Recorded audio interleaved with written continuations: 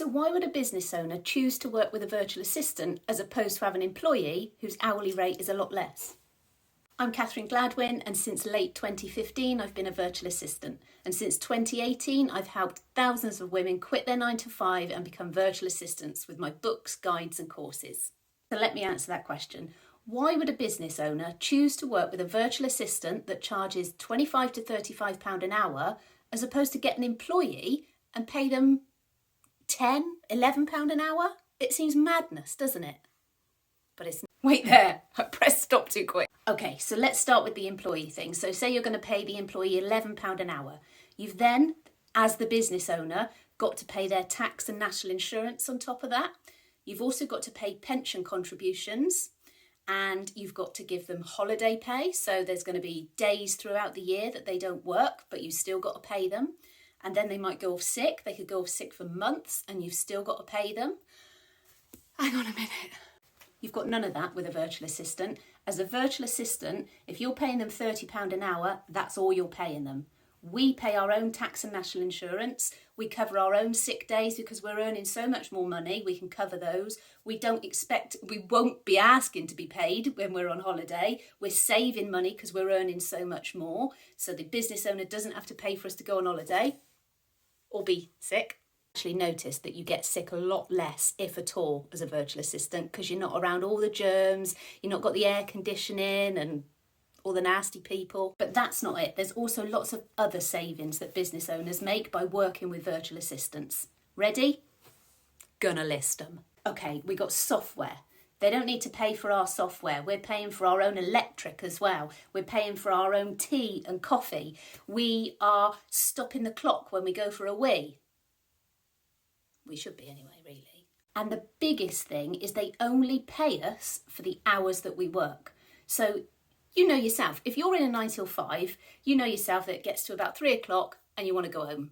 You've probably, actually, if you put a clock on during your working day, you will be surprised how little you actually do work.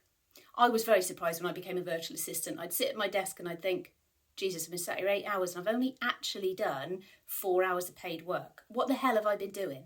But then I used to think, oh my God, I was giving nothing to my employer and I was wasting so much time, really, as well, so much of my time. But you don't do that as a virtual assistant. You only charge the client for the work that you do. Therefore, they're getting their money's worth massively. If they've got a full-time employee, they've got to try and find work for them all the time.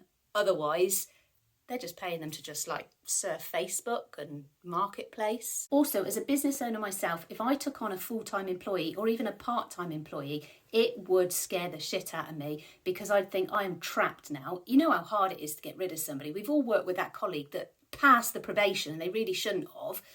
So if you've got an employee, you've contracted to work part-time or full-time, you've got to keep finding them work to do.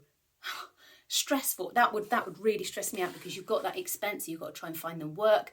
Again, as a virtual assistant, you just get paid for the hours that you do. So the client can just say to you, do you know what?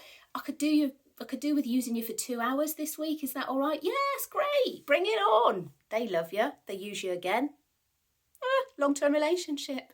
So that's not all they've got to pay for either. They may also need to engage with a HR consultant to write your terms and conditions of contract, or if you're a pain in the arse, they might need to bring somebody in to just sort of talk about things with you.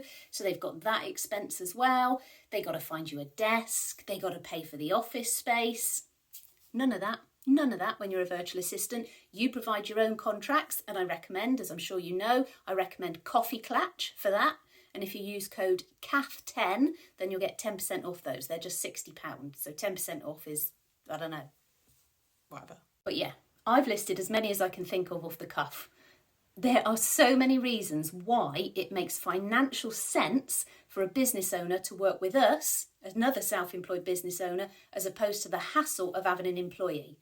And even more so now. So I'm recording this September 2022.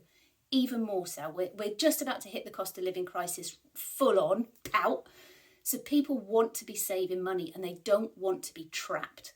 So working with virtual assistants is going to become more and more popular.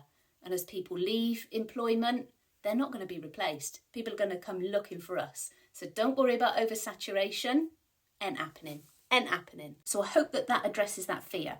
As I said at the beginning of the video, I've written courses, books and guides to help you become a confident virtual assistant, to enable you to tackle the hardest bit as well, to get clients. Go and take a look at my Trustpilot. Also take a look at my website, catherinegladwyn.co.uk, and have a look at the VA Starter Guide. It's got everything you need to go from 9 to 5 to virtual assistant with clients. You can do this. You do deserve it as well.